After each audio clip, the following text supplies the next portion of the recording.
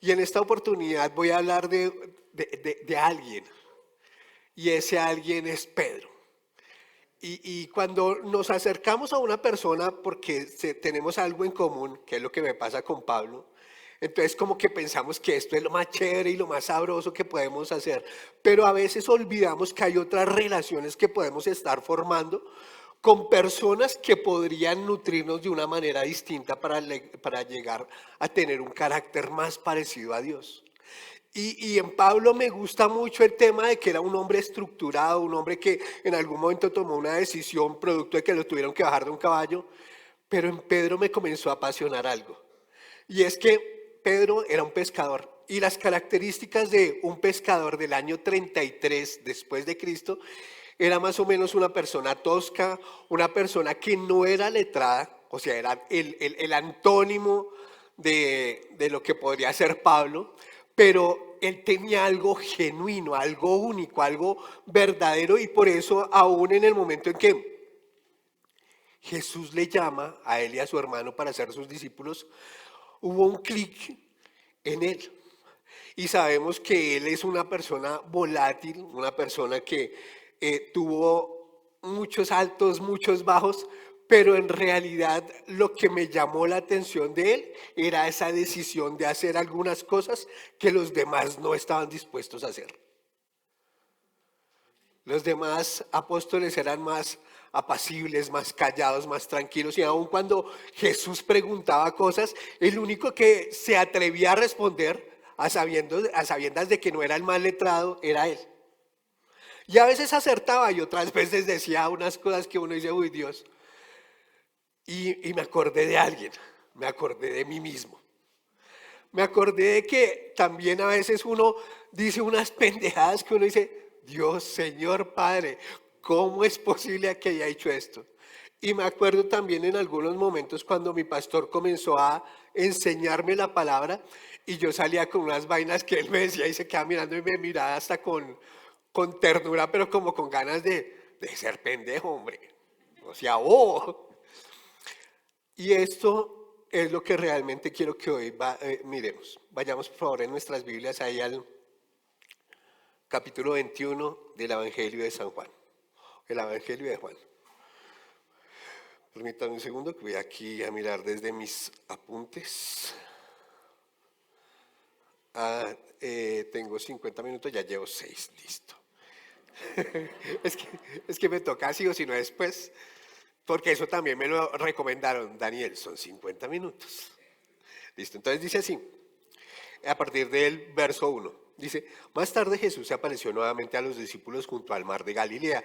Este es el relato de lo que sucedió. Varios de sus discípulos se encontraban allí. Simón Pedro, Tomás, el apodado el gemelo, Natanael, el de Caná de Galilea, los hijos de Zebedeo y otros dos discípulos.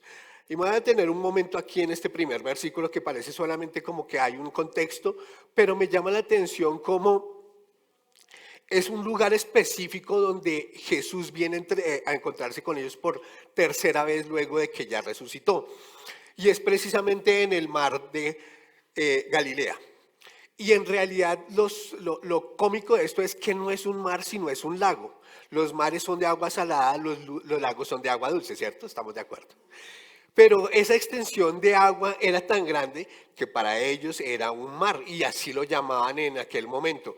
Pero también era importante porque era parte del abastecimiento de alimento para las ciudades cercanas. Y por eso era que una fuente principal de eso era los pescadores. Y Jesús entendía eso. Jesús entendía que había una parte primordial de cualquier sociedad y eran aquellos que estaban trabajando aún en esos puestos que no son de preeminencia, pero no por eso menos importantes. Y entonces me gusta también pensar acerca de cómo Dios escoge a sus discípulos, cómo no tiene en cuenta lo que nosotros en lo natural o en lo conceptual o en lo que tenemos como pensamientos podríamos aspirar. Y Él es guiado obviamente por el Espíritu Santo para tomar esos discípulos, para llamarlos. Pero ese llamamiento con que han sido llamados también tiene que ver con esa gloria que Él ve en perspectiva. A mí hay una cosa que me gusta de los ingenieros y de los arquitectos, y es cuando ellos comienzan a idear algo. Entonces nosotros cuando vemos unos planos, nosotros vemos líneas que se están uniendo, pero ellos cuando lo ven en el terreno hacen una cosa que se llama renderizar. ¿Qué es renderizar? Es imaginarse todo esto como que ya está hecho. Y yo recuerdo cuando comenzamos con la edificación de este templo y cuando derribamos, mi pastor derriba el anterior y todo esto se veía lleno de lodo, de greda, de material de construcción, no se veía nada de lo que está actualmente. Pero sin embargo ellos ya renderizaban lo que iba a ser. Y ya ahorita podemos verlo de una manera más concreta.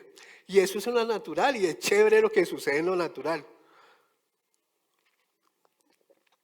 Acerca de las cosas, acerca de lugares, de sitios, de casas, edificios, calles, carreras, autopistas, puentes. Pero en últimas eso es efímero, eso en algún momento va a terminar y va a ser obsoleto y va a tener que ser demolido. Pero cuando Jesús comienza a escoger a esos 12 que van a ser cercanos de Él ve en perspectiva lo eterno. Él ve en perspectiva lo que realmente tienen como potencial para lograr. ¿Ustedes se imaginan a Jesús haciendo la pregunta que hizo acerca de quiénes dice la gente que soy? ¿Y ustedes quién dicen que soy? Si no existiera Pedro, los otros 11 se quedaban callados. Y este tuvo la osadía de decir, tú eres el Hijo de Dios. ¿Producto de qué? Producto obviamente de haber caminado con Él. Y obviamente pues Jesús es Jesús, Jesús es Dios, Jesús es 100% hombre, 100% Dios. Y Él podía hacerlo de una manera más efectiva caminando apenas por 3 años con sus discípulos y depositando en ellos una cantidad de cosas. Pero también nosotros, ¿con quién más hemos caminado? Nosotros no hemos caminado todo este tiempo con Jesús. ¿Cuántos años llevamos caminando con Jesús? ¿Cuántos meses? Y sin embargo, si fueran solo meses en perspectiva, caminando con Jesús, es una cantidad de tiempo suficiente para entender algunos principios que pueden estar o que están aquí en la palabra para que los volvamos verdad y los volvamos carne en nuestras vidas. Y nosotros queremos siempre como lo glorioso, lo que parece wow para la gente.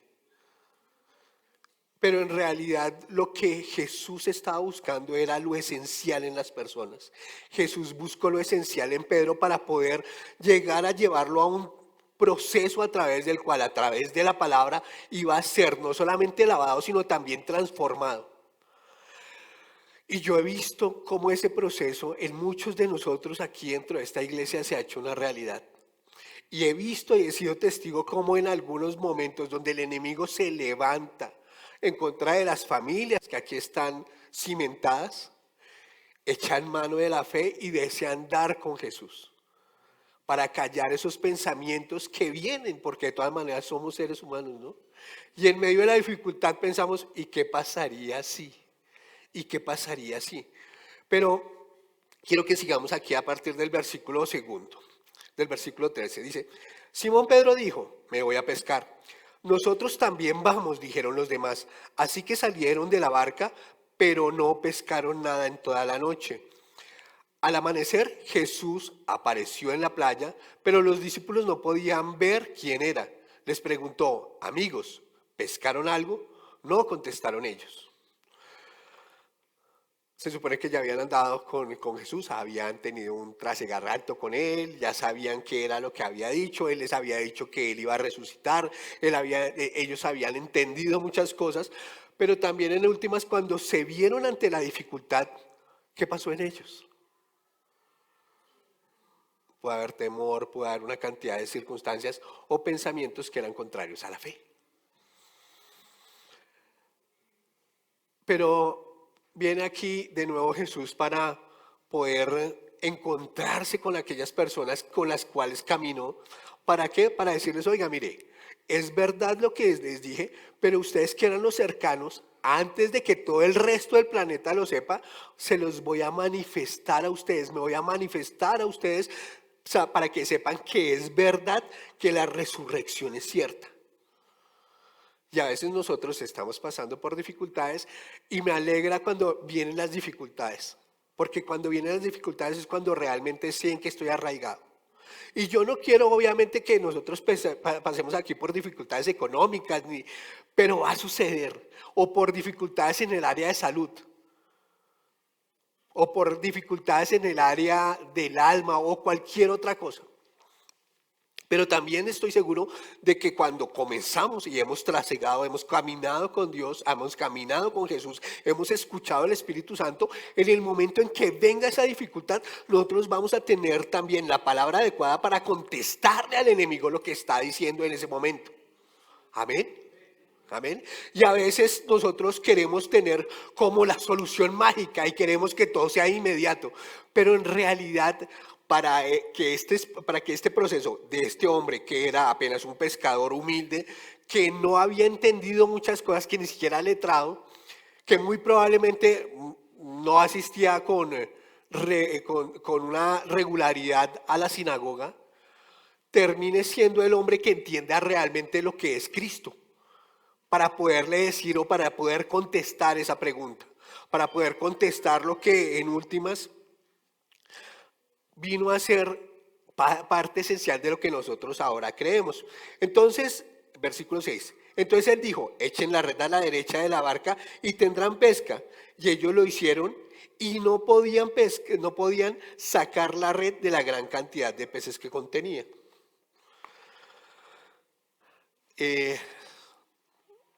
A veces nosotros estamos luchando en un área, no sé cuál sería, pero no obtenemos resultado. Y entonces queremos acomodar lo que nosotros pensamos o lo que la palabra puede decir, pero sin escuchar al Espíritu Santo. Y claro, yo puedo recitar la palabra, pero si no es la palabra para el momento, obviamente no va a tener el resultado. Me explico. No estoy diciendo que la palabra no sea eficaz. Estoy diciendo es que a raíz de todo lo que está contenido en la palabra, hay algo específico para ese momento. Y yo necesito adecuar eso a través de escuchar la voz de Jesús para poder echar la red en el momento adecuado. Y entonces, claro, nosotros, ¿y qué sucede cuando uno trabaja y trabaja y trabaja y no obtiene nada de retorno? ¿Qué sucede? ¿No se sienten frustrados? Claro, ¿cierto? Uno se siente frustrado porque uno en últimas está con la expectativa de que el obrero es digno de qué. Ah, bueno, pero también tengo que saber cuál es el momento donde tengo que trabajar en ciertas cosas. Yo no estoy diciendo que dejen de trabajar, estoy diciendo que hay momentos para trabajar en ciertas áreas. Y nosotros no solamente somos obreros de aquello que Dios nos ha permitido administrar en el día a día, sino también de lo eterno, de lo espiritual. Y cuando yo entiendo que yo soy obrero también en esa manera, de esa dimensión de lo espiritual, que soy un trabajador para que otras personas vean eso que la palabra ha hecho en mí, voy a poder encontrar no solamente el propósito mío, no solamente el propósito de mi familia, sino también dirigir a mi familia a esos otros lugares.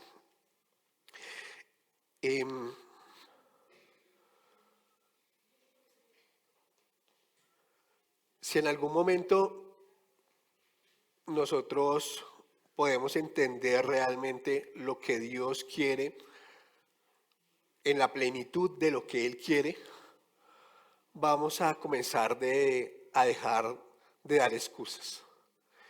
Y vamos a comenzar a decir, no eres tú, soy yo. Esa frase me gusta. No me gusta para lo que la utilizan, porque ya saben para qué la utilizan, para terminar relaciones. Pero en realidad cuando estoy diciendo no eres tú, soy yo, es porque la culpa no es de Jesús de lo que estoy sucediendo. La culpa es mía porque no estoy escuchando lo que Jesús quiere que yo haga o diga o ejecute en ese momento. Entonces me gusta cuando le digo a Jesús, no eres tú, soy yo. Pero también a veces queremos, y hay que decirlo, en la relación de esposos, cuando no, la verdad el que la ha embarrado soy yo. Y esa parte me gusta, y aprovecho que no está mi esposa para decir que la he embarrado soy yo. No, es que tuvo que salir a hacer una diligencia. Entonces, pero cuando entiendo el que es la responsabilidad mía, el ser osado, pero también entender lo que Dios quiere. Y me gusta también cuando Pedro, Jesús le dice, venga, ustedes tres, vengan conmigo, Juan, Pedro y, bueno, se me olvidó el otro que fue al monte de la transfiguración. ¿Santiago? No. Bueno, ahorita lo buscamos. Entonces, este hombre va allá y comienza, y él puede participar de momentos que los demás discípulos no pudieron ver. Él fue testigo ocular, presencial, de lo que era la transfiguración y cómo en ese momento también se manifiesta Moisés y Elías. Y entonces, obviamente, y me imagino en ese afán de querer, no sé si protagonismo o lo que sea, le dice a Jesús, voy a hacer 3 enramadas, 3 sitios, uno para cada uno de ustedes. Y se deja llevar por ese ánimo, por eso. ¿Y qué es lo que le dice Dios en ese momento? Dios le dice, este es mi hijo amado, en el cual tengo complacencia, a él escuchad. Y a veces nosotros estamos en el afán de armar cosas en lo natural y no detenernos para escuchar lo que nuestro hermano Jesús, que es porque somos coherederos con él, por eso puedo decir que él es hermano, pero también él es mi guía, pero también él es mi Dios. Lo que me dice en ese momento, a él escuchad. A él escuchad, y cuando entiendo ese significado, puedo dejar el afán del mundo para que se detengan las cosas. Ha habido 2 momentos que me parecen chéveres en la historia próxima, moderna de nosotros. Uno fue la pandemia. A mí me pareció espectacular ese tiempo. La verdad, en serio, fuera de cuento, se los digo sinceramente. Veníamos en un tren de vida alocado, trabajando, haciendo cosas, buscando, procurando, y vienen y detienen absolutamente todo de un día para otro.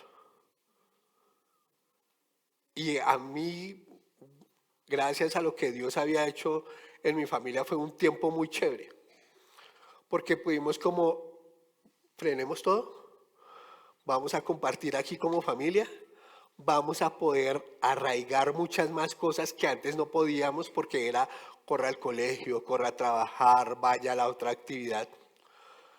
Y ese momento, esos momentos de ruptura en nuestras vidas son los que nos ayudan.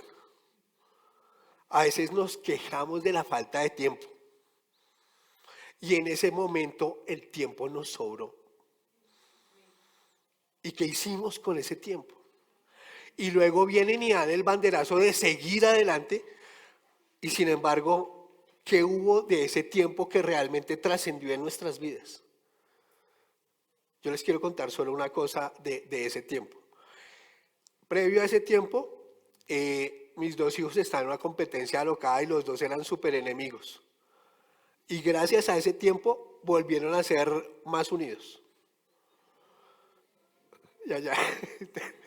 Les incomoda cuando hablo de ellos y yo sé que sí, pero, pero en últimas es lo que necesitamos entender también de alguna manera, que no es la circunstancia lo que me gobierna. Lo que me gobierna es la palabra que está sobre la circunstancia. Hay circunstancias y todos, de acuerdo con lo que dice la palabra, todos vamos a pasar por las circunstancias. En muchos lugares del planeta hay hermanos de nosotros que están pasando por la misma circunstancia. Y a veces nosotros no le tenemos valor verdadero a la circunstancia. Hay momentos que son difíciles, claro, cuando llegan responsabilidades y todo lo demás, pero hay gente que está clamando por tener esa responsabilidad. Hay gente que quisiera tener esa responsabilidad, hay gente que quisiera ejercer esa responsabilidad, hay gente que quisiera estar viviendo eso que usted está viviendo. Y hablo es de dificultades, no le estoy hablando de lo bonito ni de lo chévere. Le estoy hablando de que hay dificultades que obviamente son mucho más fáciles, ¿no? O sea, no, el recibo del gas es una circunstancia que todos los que están recién graduados y comienzan a ayudar en la casa, todos quieren ayudarles con el recibo. Pero los otros recibos que son una circunstancia un poco más grande para ellos, a eso le huyen. Pero entonces, ¿cómo papá y mamá respondían por todos los recibos? ¿No es la misma palabra la que han recibido, la que hemos recibido? Y ahora pongámoslo en la dimensión espiritual. La responsabilidad acerca de lo que estamos haciendo con los dones que Dios nos dio. Todavía queremos pagar el recibo del gas con el don espiritual. ¿Y qué es lo que nos enseña la palabra? Que Él ¿qué? Suplió absolutamente todo. Él tiene una provisión sobreabundante. Y esa provisión sobreabundante viene a nosotros. Y yo soy un ser humano como cualquiera. Y a mí también vienen pensamientos. Y a veces estoy en la alabanza y viene un pensamiento a mí. Y llego y digo, venga, y este que no ha sido tan juicioso, ¿por qué? Porque si tiene un poco más. Y de inmediato me acuerdo del hijo pródigo. Y entonces, a veces nosotros estamos ahí, todavía viviendo con papá Dios, pero no somos conscientes de todo lo que tenemos a nuestro alcance. Y entonces envidiamos cuando el papá viene y recobra a su hijo, pero no nos hemos dado cuenta que todo el tiempo hemos estado ahí en la casa de Dios con toda la provisión dispuesta para que nosotros podamos ejecutar lo que Dios quiere. Y aquí estoy seguro de que ha habido provisión abundante acerca de lo que Dios ha querido y especialmente de su palabra.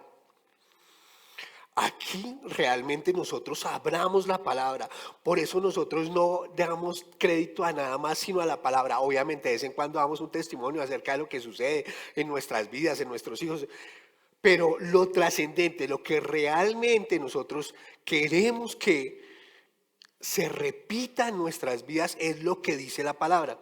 Entonces yo quiero que repitamos este versículo, el sexto. ¿Lo tienen? ¿Lo tienen en sus Biblias? ¿Listo? Entonces lo vamos a repetir a la de 3. Entonces, él dijo, echen la red a la derecha de la barca y tendrán pesca. Y ellos hicieron y no podían sacar la red por la gran cantidad de peces que tenían. No sé cuál es la circunstancia, pero si usted está ahí, pegado, organizado, escuchando de Dios, Él le va a dar una instrucción que es sobreabundante para esa necesidad que tiene. Y no estoy hablando de una necesidad general, estoy hablando de su necesidad específica. De la necesidad que tiene de romper cosas también en su carácter, de romper cosas también en su alma, de romper cosas en lo que son limitantes. Dios no es un Dios limitado. Entonces los discípulos a quienes Jesús amaba, entonces el discípulo a quien Jesús amaba le dijo a Pedro, es el Señor.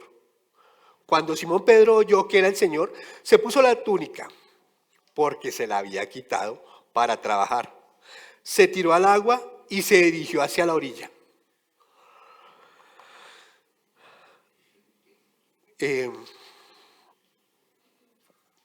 La actitud del corazón es importante, pero también mi actuar es importante. Yo puedo tener muchas expectativas en mi corazón y muchos pensamientos hermosos acerca de muchas cosas, pero en realidad yo tengo que aprender a ser como es Dios, que es lo que me dicen, sed santo como yo soy santo.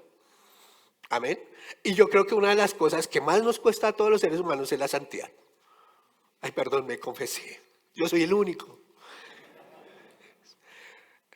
Pero aún todas las demás cualidades de Dios las ha depositado para que nosotros las hagamos. Y es que en Dios lo mismo es el pensamiento, que el hablar, que el hacer. Y cuando viene este hombre y llega y dice, es Jesús, de una vez no se puso a meditar, ¿qué le voy a decir a Jesús? Yo la acabo de embarrar. Yo lo acabo de negar 3 veces y juré que no lo conocía. Y aparte de eso utilicé malas palabras. Él conocía el corazón de esa persona que anduvo con él durante 3 años. Y de inmediato, ¿qué dijo? No, voy a ir al agua, que es una representación de la palabra. Llevo mis atavíos para que también sean limpiados. Y al final sé que va a estar el galardonador esperándome con algo especial.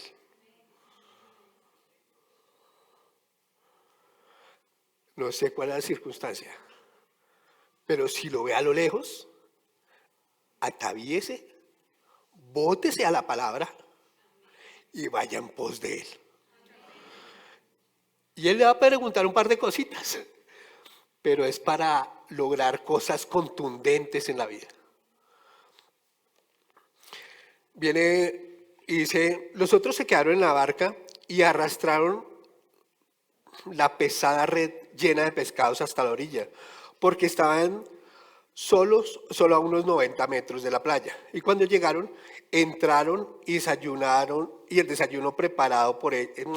Cuando llegaron, encontraron el desayuno preparado para ellos: pescado a la brasa y pan. Traigan algunos de los pescados que acaban de sacar, dijo Jesús. Así que Simón Pedro subió a la barca. Este hombre me apasiona. Los demás venían en la barca y les dice, traiga unos peces. Y a él le tocó subirse de nuevo en la barca que ellos tenían arrastrando para llevarle los peces. La disposición verdadera tiene que ver con eso, no con que si soy o no soy o qué me van a poner a hacer. No. La disposición verdadera es, dime qué debo hacer, Dios. No lo que yo pienso, no lo que me han enseñado, pero sí lo que tu palabra dice. Y yo no estoy diciendo que no está bien que seamos enseñados, por el contrario, qué bueno que somos enseñados y somos adiestrados.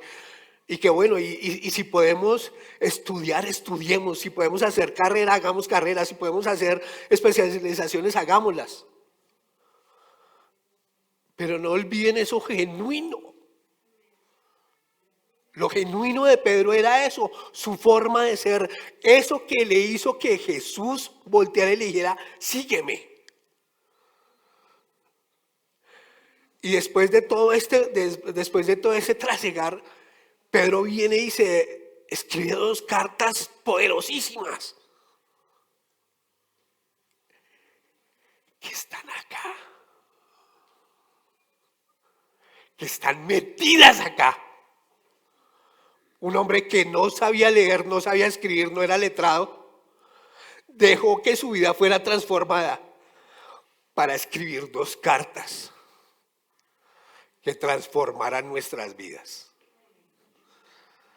Y no vamos a hablar sobre las cartas porque no alcanzaríamos, pero solamente los invito, de verdad, saquen un tiempo y piensen en esto. El que las escribió era un pescador del primer siglo, año más o menos 33, porque tenía más o menos la edad de Jesús. Digamos que lo haya escrito a los 60. Y si uno se pone a mirar lo que realmente él escribe, hay 2 cosas que son clarísimas. Primero, que es un hombre totalmente distinto al que estaba variando de un lado al otro. Y la segunda era que había una instrucción de parte del Espíritu Santo para poder plasmar eso que está ahí. Y claro, nosotros seguimos escribiendo la Biblia. ¿Cómo así? Hereje. No, nosotros seguimos escribiendo el libro de los Hechos de los Apóstoles. Lo que nosotros estamos haciendo está siendo llevado ahí en cuenta. Y esto es apasionante porque en últimas es una bonita responsabilidad sobre nuestras vidas acerca de que, ¿para qué me preocupo si me puedo ocupar de ir a la palabra para escuchar al Espíritu Santo y para encontrar solución. Pero en Jesús hay mucho más cosas profundas de lo que nosotros podemos ver superficialmente. Y es el hecho de voy a preparar algo para aquellos que están. Y quiero que también miremos esto desde el enfoque en lo natural, en lo normal. Jesús ya había hecho todo, ¿cierto? Había vencido, había salido victorioso del infierno. Y cuando va y se presenta a sus discípulos, él no se sentó a esperar a que le sirvieran. Él ya había servido en excelencia. O sea, había cumplido todo. Todo es todo. Y habiéndolo cumplido todo, fue y les hizo el desayuno. No llegó como, si saben que todos ustedes son salvos por mí, que esperan para traerme algo de comer o para servirme. No. Él llegó y fue y dijo, oiga, aquí estoy. Y la forma en que dijo, aquí estoy es como siempre, yo les sirvo a ustedes. Él no pide algo que no haya hecho. Caminar la milla más en amor. Ay, pero es que usted supiera cómo es esa persona. Es que la veo y se me revuelve el estómago.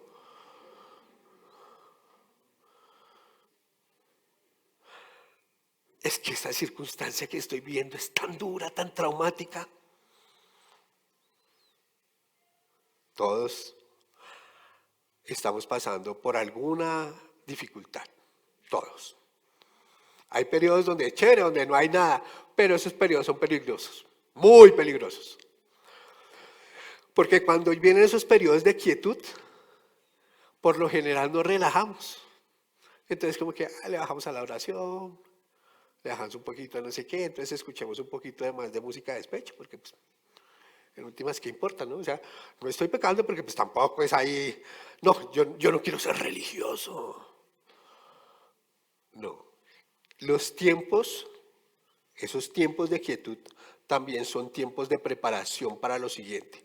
Y si nosotros queremos hacer cosas conforme a lo que nuestra expectativa de nuestro corazón y conforme a lo que Dios quiere, tenemos que estar tan seguros de que Dios esté ahí metido que parezca una vaina loca para el mundo. Una vaina que no podría cuadrar, una cosa irracional para el mundo.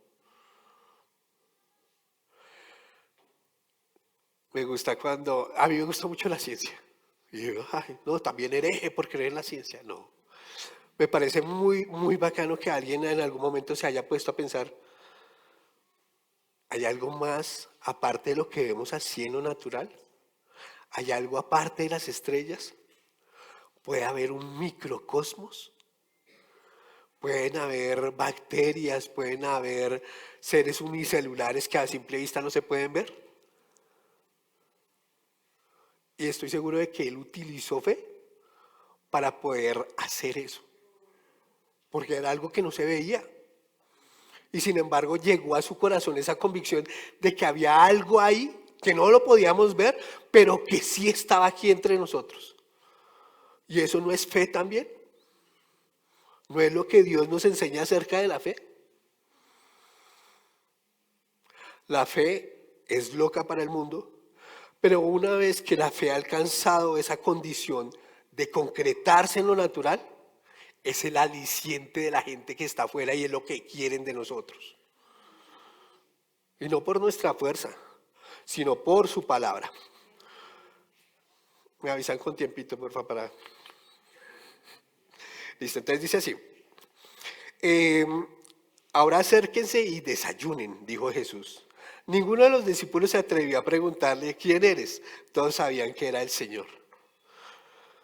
Hay unos momentos donde usted sabe, usted sabe que acaba de vivir una circunstancia y salió de la circunstancia y usted sabe que fue Jesús mismo ahí en esa circunstancia ayudándolo a sacar de eso y después de que sale de la circunstancia le dice, venga, siéntese. Venga y siéntese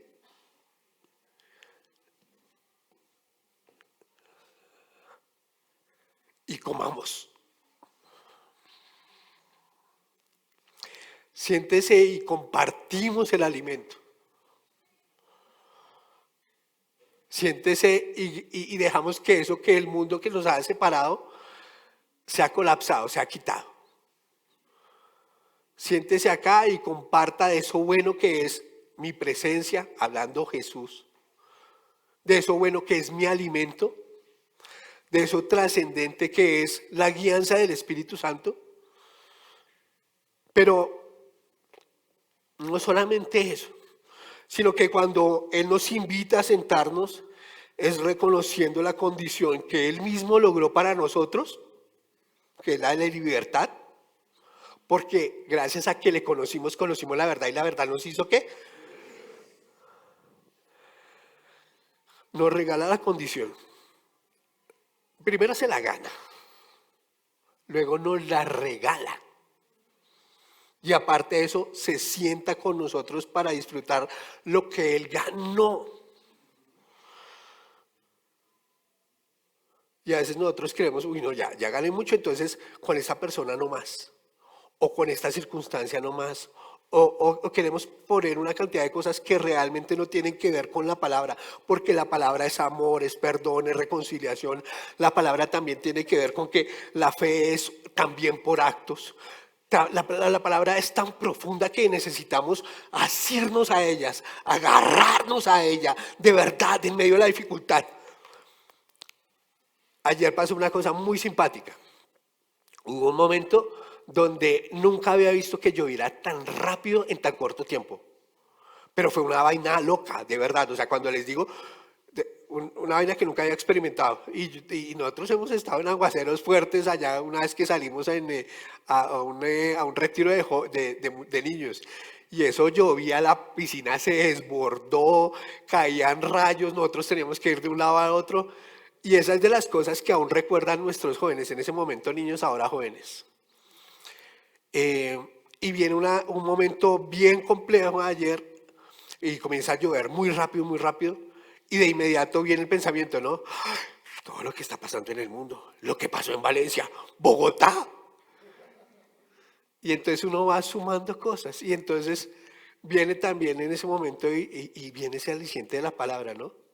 Pero en ese momento, y les soy sincero, me imaginé el momento bien complejo, así como lo que vieron allá, la gente agarrada de los árboles tratando de coger sus niños, el agua corriendo por todo lado. Y yo decía, uy, yo estoy lejos de la casa. Pero vino la palabra. Llegó y recordé. Yo puedo orar sobre ciertas circunstancias y esas circunstancias se tienen que ir. Y yo estoy seguro de que todos los que estábamos en ese puente ayer, todos oramos, hasta el más ateo de esos. Es que fue una vaina loquísima. Incluso la gente se bajó del puente y quedó como en silencio, como, esto que está sucediendo no es normal. Pero me gustan esos momentos complejos porque en últimas también si hemos sido alimentados de la manera adecuada. Y no solamente hemos sido alimentados de la manera adecuada, sino que si hemos querido comer del alimento que nos han puesto, ¿no? Son dos circunstancias distintas. A nosotros nos sirven la verdurita, la proteína y algo de carbohidrato. A veces más carbohidrato toca dejarlo ahí. Entonces, pero nosotros queremos escoger lo que queremos del plato. Nosotros queremos escoger lo que nos parece chévere de la palabra.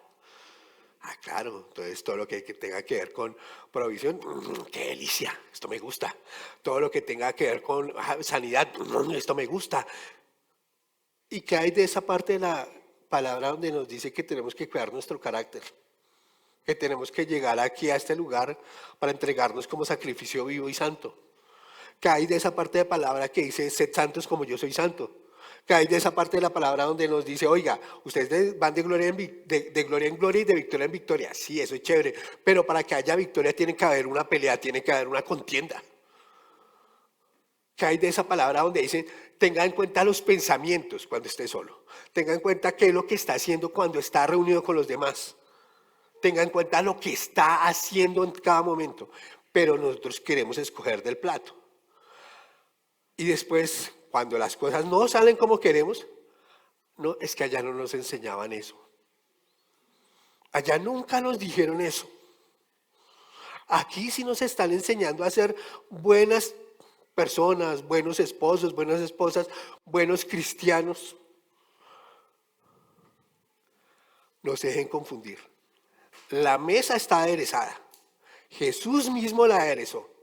Y estoy convencido de que cuando aquí se paran mis pastores es porque han estado ahí en comunión con Dios, preparando, escuchando lo que Dios ha preparado para decirnos, mira, este es el platillo que necesitas. También cuando nos acercamos o cuando se acercan a nosotros. Y mira aquí, dice, entonces Jesús les sirvió el pan y el pescado. Esa fue la tercera vez que se apareció a sus discípulos después de haber resucitado de los muertos. Después del desayuno Jesús le preguntó a Simón Pedro, Simón, hijo de Juan, ¿me amas más que estos? Y ya sabemos todos que hay tres preguntas, las tres veces, las dos primeras veces contesta de una manera y la última vez dice, tú lo sabes todo, apelando a lo que es Jesús, que es Dios y que lo conoce todo. Resulta que las traducciones no son tan chéveres. Y digamos los que conocen bien un idioma a veces dicen, no, es que esta palabra no tiene una traducción exacta, puede ser más o menos esto. Hay palabras que son muy específicas y aquí resulta que las dos primeras veces habló sobre una clase de amor y la última vez habla sobre otra clase de amor. Y digamos que podría ser como, ¿me quieres? ¿Me amas? Y la última, ¿me adoras? Más o menos es así lo que podría ponerse en esa situación. Y me gusta porque eso también es una representación acerca de qué tan profundo yo quiero ir en Dios. La primera vez dice sí, entonces, bueno, ya se metió en el agua y todo eso, pero le está preguntando es de algo, no en lo natural, sino algo específico en lo espiritual. Y entonces es como esa sí, yo quiero Jesús. Entonces dejo que llegue hasta los tobillos. La segunda vez que me pregunta, bueno, hasta los lomos, que me llegue. Pero la tercera vez es una entrega real y genuina. Es algo mucho más profundo que el lago de Tiberias, que tiene alrededor de 48 metros en la parte más profunda. Y tiene que ver con todo eso que Jesús quería hacer, no solamente en Pedro, sino en cada uno de nosotros para que quedara escrito. Y me parece simpático que el registro de las cosas malas que hizo Pedro sí está en casi todos los evangelios, pero de las cosas buenas solamente están en un evangelio. Y a veces nosotros somos así, siempre estamos más pendientes de lo malo que hace el hermano, de lo malo que hace mi esposa, de lo malo que hace mi hijo, y lo llevo registrado. Ajá, sí, falló otra vez. Pero y el registro de las cosas buenas, esas sí son sobre arena, ¿no? Ah, ya. Ay, pasó el mar. ¿Qué fue lo que hizo bueno? No. Nosotros debemos tener también esa conciencia acerca de las cosas que realmente nos hacen ser hermanos en una fe, hermanos en Cristo, hermanos compartiendo un mismo linaje. Uy, esa vaina es brutal. Cuando ya en este momento, en el previo a este momento, que Pedro compartía el linaje con Jesús. A raíz de lo que sucede, pues tiene que haber una restauración. Pero yo nunca veo que Jesús le diga, oiga, pescador, venga para acá que usted, después de haber resucitado, venga a ver, pescador, que usted necesita es ponerse en disciplina. Y claro, yo creo en las disciplinas y me gustan las disciplinas a pesar de que me duelan a veces. Pero él sabía cómo ejercer disciplina. Nosotros también tenemos que tener estrategia para ejercer disciplinas, no solamente en nuestras vidas, sino en las vidas de aquellos que Dios ha puesto a nuestro cuidado, bajo nuestra protección. Entonces, voy a saltarme de una vez al versículo 17 y le preguntó por tercera vez, Simón Pedro, hijo de Juan, ¿me quieres? A Pedro le dolió que Jesús le dijera la tercera vez, ¿me quieres? Le contestó, Señor, tú sabes todo lo sabes, Señor. Te quiero. Jesús le dijo entonces, alimenta mis ovejas. Todo el tema de un crecimiento, de ser nutridos, tiene un propósito. Y ese propósito es que más personas puedan ser nutridas. Yo sé que no todos están llamados o estamos llamados a algún ministerio, pero eso no quiere decir que no tengan alguno de los dones que sí realmente ayuden a la edificación del cuerpo. La edificación del cuerpo es del don. La edificación del cuerpo viene directamente de Dios, pero yo también tengo que querer ejecutar eso. Tengo que estar dispuesto a, es Jesús a lo lejos, me voy a botar al agua, voy a mirar la palabra, voy a dejar que sucedan cosas en mi vida, voy a hacer que esas vestimentas que Él mismo puso sean de nuevo limpiadas. Pero también en el momento en que me dice, a pesar de que los demás no quieran hacerlo, vaya y traiga un pescado de esos que usted acaba de pescar, sea yo el que vaya y lo ejecute, pero también sea el que venga y viene y escucha a Jesús, al que le duelen las preguntas, porque también sabe que hubo algo que hizo mal. Pero en Jesús hay restitución, en Jesús hay restauración.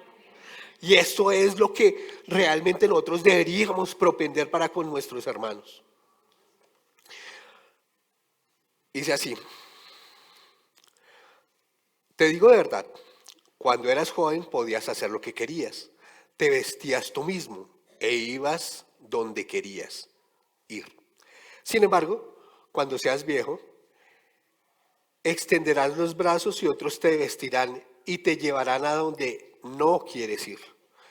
Jesús dijo eso para darle a conocer el tipo de muerte con que Pedro glorificaría a Dios. Entonces Jesús le dijo, sígueme, sígueme, sígueme. Qué pena por ese sonido tan horrible.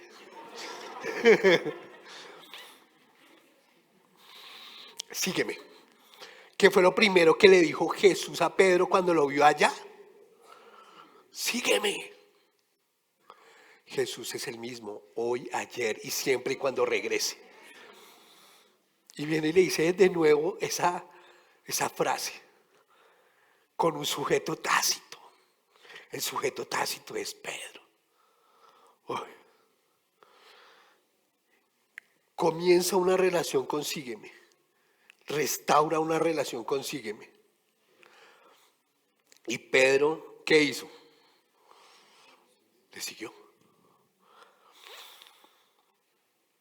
La relación sincera y genuina, cuando la entendemos desde la dimensión de lo que Dios quiere para nosotros, es a través de eso, de un amor ágape, pero en Cristo Jesús.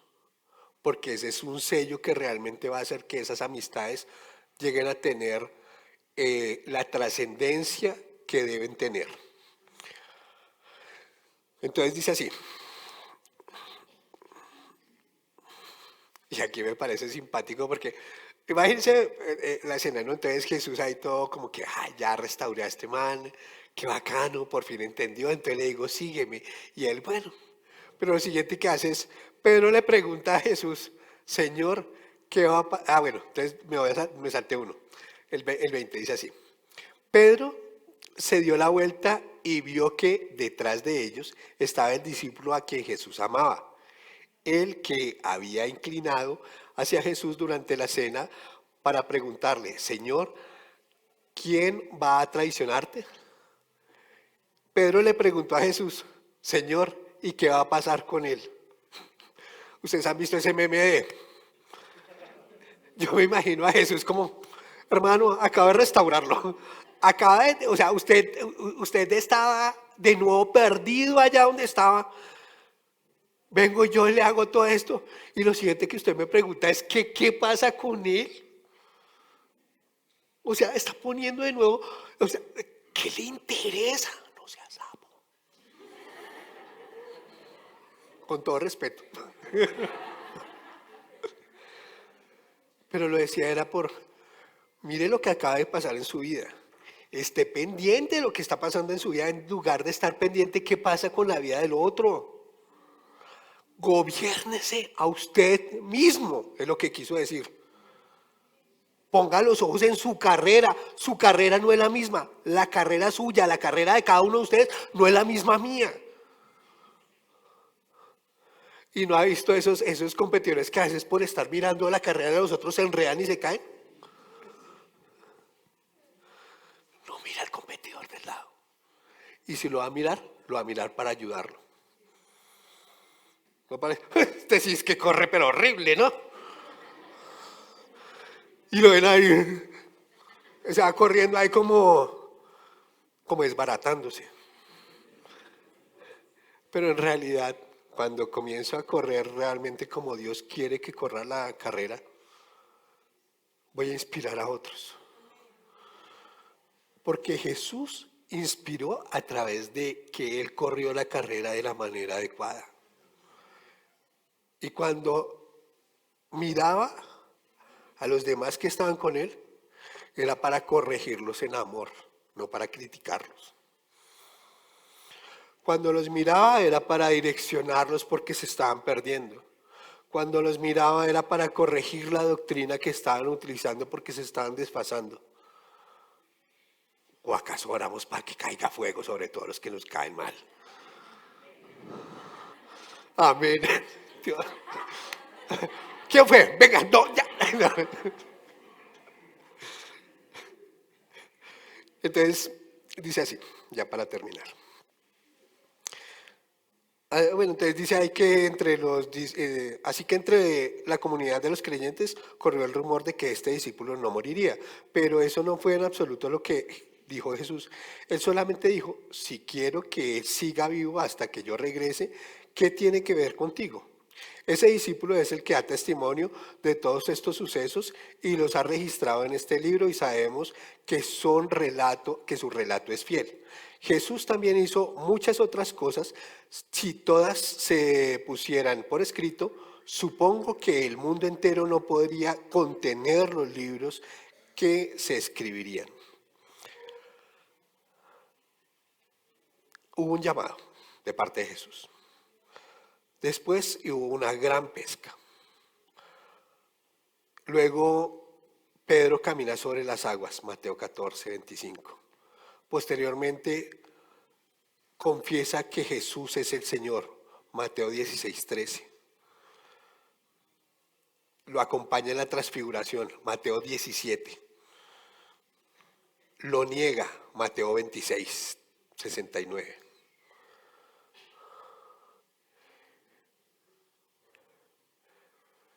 Y finalmente Pedro entiende cosas. Y ahí viene el lugar donde a la puerta de la hermosa, producto de la sombra de él, un cojo es sanado. Viene una cantidad de situaciones que hicieron que Pedro madurara y entendiera cuál era el propósito de él. El propósito de él no era volver a la pesca, no porque la pesca esté mal. No porque ser obrero esté mal, no porque ser reciclador esté mal, no porque ser abogado esté mal. No, él quería que entendiera que hay algo mucho más eterno que va a servir a los demás. A través de la palabra, a través de una relación sincera, a través de ser escuchado y guiado por el Espíritu Santo, para poder ir y imponer manos sobre los demás. ¿Para qué? Para que sean sanados. Y eso no es solamente ni de los 5 dones ministeriales, dice que cualquier creyente. Todos los que estamos acá creo que somos creyentes. Aquel que aún no es creyente, lo invito para que hoy mismo reciba a Jesús como su Señor y Salvador. O no sé si es la persona que está viéndonos hoy a través de este video. Y es algo muy sencillo, es sencillamente entender que Él vino, se entregó por mí, por mis pecados, pagó todo lo que tenía que pagar por mí, la cuenta está saldada, ese recibo que era de todo quedó clavado ahí en la cruz del Calvario y ahora yo vivo en la esperanza genuina de que Él va a regresar, pero también confiado de que su palabra es verdad. Y eso lo podemos encontrar cuando hacemos la oración de fe. Y yo sé que todos aquí, creo que alguien no ha hecho la oración de fe acá. ¿Alguien? Ah, bueno, qué bien. Digamos que tenemos 10 por congregarnos, pero tenemos uno por ser portadores de buenas nuevas. Amén. Y me califiqué primero yo, ¿no? O sea, no. Eh, Cuando entiendo que también esto es necesario para aquellos que están afuera, voy a tener esa hambre de poderle compartir a las demás personas. Aprovechen cualquier oportunidad que vean para poder compartir la verdad del Evangelio. No crean que hay alguien demasiado sublime o demasiado estructurado, como Pablo, pero tampoco piensen que hay alguien que no tiene ni idea de las letras como Pedro y que no merecen conocer de la verdad de Jesús. Si tienen la oportunidad de predicarle a un Pablo, predíquele a un Pablo. Si tienen la oportunidad de predicarle a un Pedro, predíquele a un Pedro. La palabra va a ser efectiva. Amén. Bueno, nos vamos a poner de pie para terminar. Y vamos a orar.